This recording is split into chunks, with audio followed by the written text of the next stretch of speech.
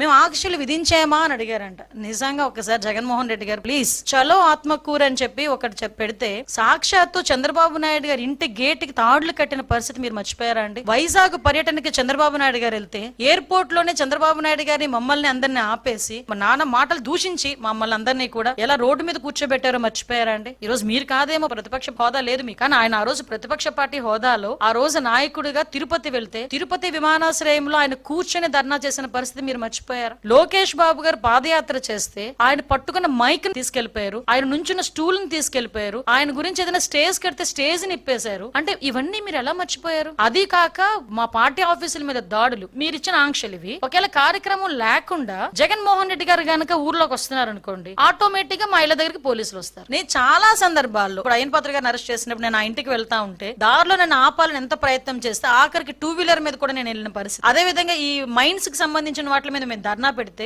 ముందే హౌస్ అరెస్టులు చేసిన పరిస్థితి. 5 సంవత్సరాలు ప్రతిపక్షంలో ఉన్న ఏ నాయకుడు నేను రోడ్డు మీదకి రానిచ్చారా? రోడ్డు మీదకి రాకుండా ఉంటేనే 41A నోటీసులు మా అందరికీ కూడా. ఇప్పుడు నా మీద 23 కేసులు ఉన్నాయి. 23 కేసులు ఒకసారి తీసి చూడండి, ఏ కేసులు ఒకసారి మీకే తెలుస్తుంది. అంటే నేనేమంటానంటే ఈయన ఆంక్షలు విధించానా అని అంత అమాయకంగా మాట్లాడుతూ ఉంటే నిజంగా చాలా బాధ అనిపిస్తుందండి. ఈయనకి నిజంగా మతిమరుపు ఏమైనా వచ్చేసింది ఆయనకి? జెడ్+ సెక్యూరిటీ ఉన్న వ్యక్తికి బుల్లెట్ ప్రూఫ్ పంపిస్తే నా దగ్గర బుల్లెట్ ప్రూఫ్ లేదంటాడు. అంటే అబద్ధాలు, నోరిప్పితే అబద్ధాలు.